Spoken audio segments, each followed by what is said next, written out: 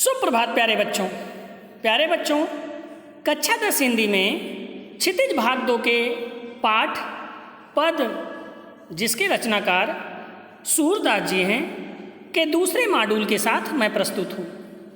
बच्चों, पद भ्रमर गीत संवाद से लिया गया है और इस पाठ में पहले पद में आपने उद्धव के बारे में जाना। उद्धव कृष्ण के मित्र थे और जब कृष्ण संदीपन मुनि के आश्रम में रहते हुए शिष्य के रूप में ज्ञान अर्जन कर रहे थे तो उन्हें ब्रज की बहुत ही याद आती थी। वहाँ पर उनके मित्र के रूप में उद्धव थे।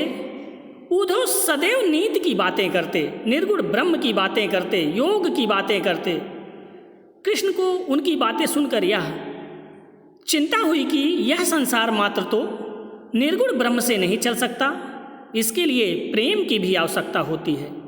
तो उन्होंने अपने मित्र से ये कहकर कि जाइए और गोपियों को जो मेरी विरह में पीड़ित हैं, दुखी हैं, उनको प्रेम की आवश्यकता है, ऐसा वो सोच रही हैं, आप उन्हें ब्रह्म का ज्ञान, निर्गुण योग का ज्ञान, निर्गुण ईश्वर का ज्ञान दीजिए।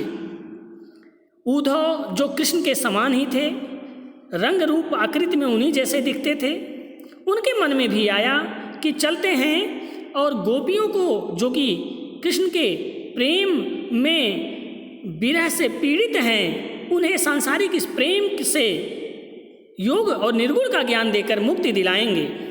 कृष्ण मन ही मन सोच रहे थे कि देखने की बातें हैं कि गोपियों का प्रेम उद्धव को शिक्षा देता है, उद्धव को प्रेम का रास्ता दिखाता है, या उद्धव खुद अपने निर्गुण और ज्ञान को, योग को सर्वश्रेष्ठ साबित करते हैं। वह उद्धव जो बृहस्पति गुरु के शिष्य भी थे, यादवों के मंत्री भी थे, अत्यंत विद्वान थे, चतुर थे, उन्होंने कृष्ण के द्वारा संदेश लेकर के ब्रज को गए। तो वहाँ संदेश लेकर जो उन्होंने ब्रह्म का ज्ञान देने के लिए, संदेश देने के लिए जो उन्होंने अपनी बातें कही, उन बातों को सुन करके गोपियाँ अत्यंत व्याकुल थी कृष्ण के जो प्रेम में। वो निराकार ब्रह्म और योग की बातें सुन करके अत्यंत खींच जाती हैं, बहुत ही रुष्ट होती हैं, नाराज होती हैं।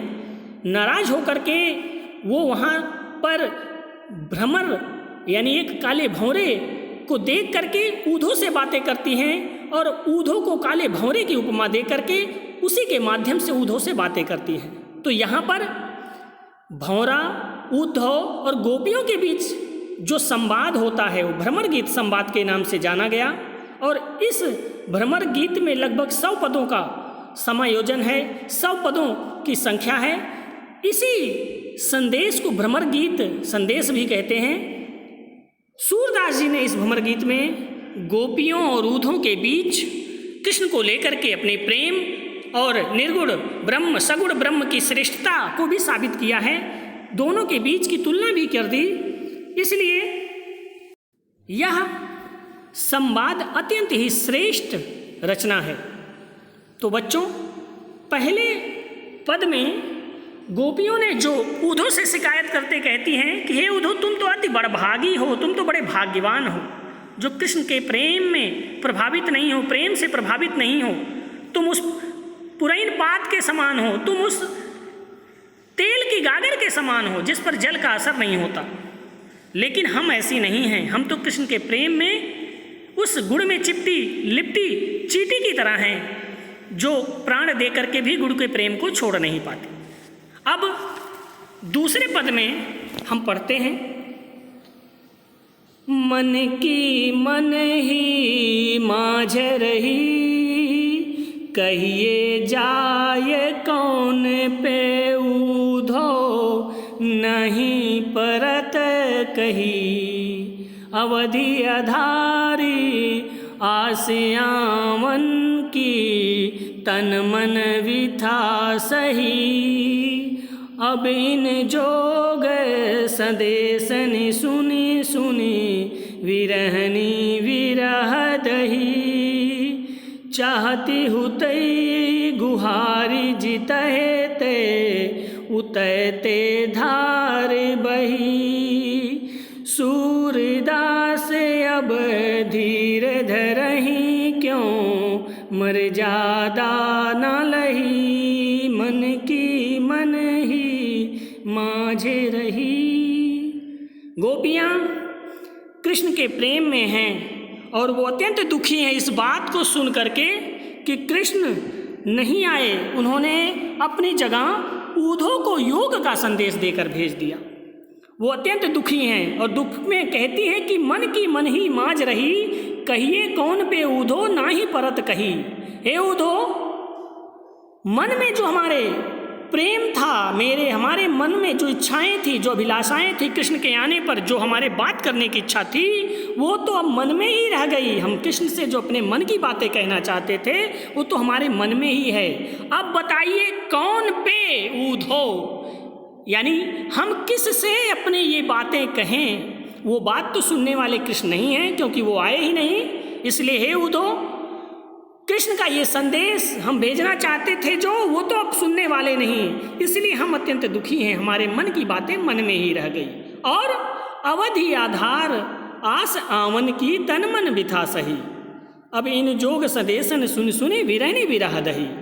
पुनः गोपियाँ कहती हैं कि इतने लंबे समय से जो हमारे तन मन का दुख था, कृष्ण से दूर रहने की जो विरह की पीड़ा थी, उस पीड़ा को हम सह रहे थे, इस आधार पर सह रहे थे कि कभी ना कभी श्री कृष्ण अवश्य आएंगे और हमारे सुख दुख को हर लेंगे, उस दुख को दूर करेंगे, आकर के हमारी प्रेम की बातें सुनेंगे और हमारे तन मन का ये दुख दूर होगा।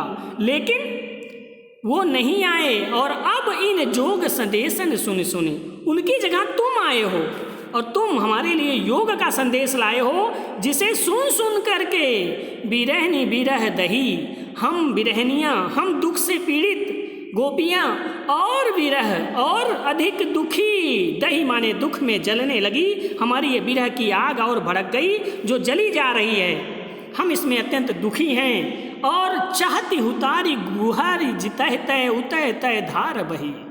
सूरदास अब धीर धरहि, क्यों मर्यादा ना लही। गोपियाँ कहती खे ऊधो, जब भी किसी के जीवन में कोई दुख आता है तो वह अपने रक्षक को पुकारता है, वह किसी का सहारा चाहता है। लेकिन हमारा दुर्भाग्य देखो, हम चाहती हुतारी, जिधर से हम अपना सहारा चाहते थे, जिधर से हम अपनी रक्षा की उम्मीद चाह रहे थे, उतय तय तय तय माने तुम्हारी धार, धार माने योग की धारा, उधर से तुम्हारी योग साधना की धारा बहती चली आ रही है। यानी हम जब कृष्ण से मिलना चाहते थे, अपने प्रेम को स्पष्ट करना चाहते थे, तो उन्होंने हमारे लिए योग मार्ग का सिद्धांत तुम्हारे द्वारा भेज दिया और हमें अपने से दूर कर दिया। इसलिए हे ऊधो, सूरदास जी कहते हैं कि गोपियाँ ऊधो से शिकायत करती हैं कि हे ऊधो, अब धीर धरहि क्यों। अब हम गोपियाँ किस तरह से धैर्य को धारण करें, अपने आप को समझाएं, धैर्य धारण करें। अब तो कृष्ण ने भी मर्यादा ना लही, कृष्ण ने भी इस संसार की लोक मर्यादा को नहीं रखा और हमारे प्रेम को समझने के बजाय, निभाने की बजाय हमें धोखा दे दिया। तो बताओ हम भला क्यों दुखी ना हों और धैर्य कैसे धारण करें।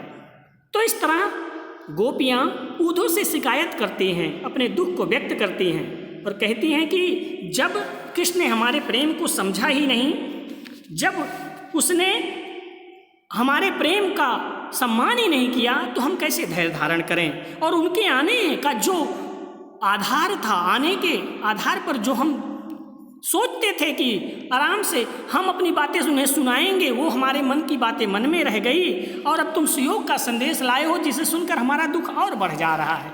इसलिए हे ऊधो, तुम जाओ और उस कृष्ण को ये बताओ कि हम अब धैर्य धारण नहीं कर पा रहे हैं। बच्चों, इस काव्यांश में निश्चित तौर पर गोपियाँ का कृष्ण के प्रति जो प्रेम है वो गहराई तक है। इस पंक्तियों से व्यक्त होता है कि मन की मन ही माज रही। गोपियों की जो वाणी की चतुरता है, जो उनकी वाणी की चतुरता वो भी स्पष्ट होती है और मार्मिक अभिव्यक्ति भी है। दुखी हैं वो किस तरह? सुन सुनी में पुनरुक्ति प्रकाश अलंकार है, एक ही शब्द का दोहराव। कृष्ण और गोपियों के बीच का जो सहज प्रेम था वह भी यहाँ स्पष्ट होता है। साथ में मन की मन ही माज रही, अवधि आधार आशा मन की, विरहनि विरह धीर धरई जैसे अनेक शब्दों में अनुप्रास अलंकार की छटा दर्शनीय है। गोपियों का जो प्रेम वह एक निष्ठ है, एक व्यक्ति के प्रति सराहनीय है। इस रचना में सूरदास ने यह दिखाया कि ब्रज भाषा का ये साहित्यिक स्वरूप है। संबोधन शैली का सुंदर उन्होंने प्रयोग किया। तो ये काव्य सौंदर्य था इन पंक्तियों का। बच्चों, इस काव्य की पंक्तियों में एक संदेश और छिपा हुआ है कि प्रेम का प्रसार बस प्रेम के आदान प्रदान से ही संभव है, यही इसकी मर्यादा है। प्रेम के बदले योग का संदेश देकर श्री कृष्ण ने मर्यादा को तोड़ा तो उन्हें भी जली कटी सुननी पड़ी, और प्रेम के बदले योग का पाठ पढ़ाने वाले उद्धव को भी व्यंग और अपमान झेलना पड़ा। इसलिए संसार में किसी के भी प्रेम का, किसी के भी सम्मान का अनादर करना अनुचित है, उसका सम्मान ही होना चाहिए। तो ये इन पंक्तियों का संदेश है। चलिए, उम्मीद करते हैं कि आपने भाव व्याख्या समझा, और जो आपने समझा उस के आधार पर कुछ प्रश्नों को आप हल करेंगे और इसका विस्तारपूर्वक उत्तर देंगे। प्रश्न नंबर 1, गोपियों की विरह अग्नि और भी अधिक दग्ध क्यों हो रही थी? प्रश्न नंबर 2, गोपियों को रक्षा की उम्मीद कहाँ से थी पर उन्हें क्या मिला? प्रश्न नंबर 3, मर्यादा नालही के माध्यम से कौन सी मर्यादा न रखने की बात की जा रही है? और चौथा प्रश्न, धार बही का क्या आशय है? सभी भाव व्याख्या को सुन करके आप इन प्रश्नों के उत्तर देंगे। गोपियों की मनोदशा का जो वर्णन है, कृष्ण के प्रति जो प्रेम है, उसको समझ करके इस प्रश्नों के उत्तर आप लिखेंगे। इस वीडियो में इतना ही। धन्यवाद। आगे मिलते हैं दूसरे वीडियो में।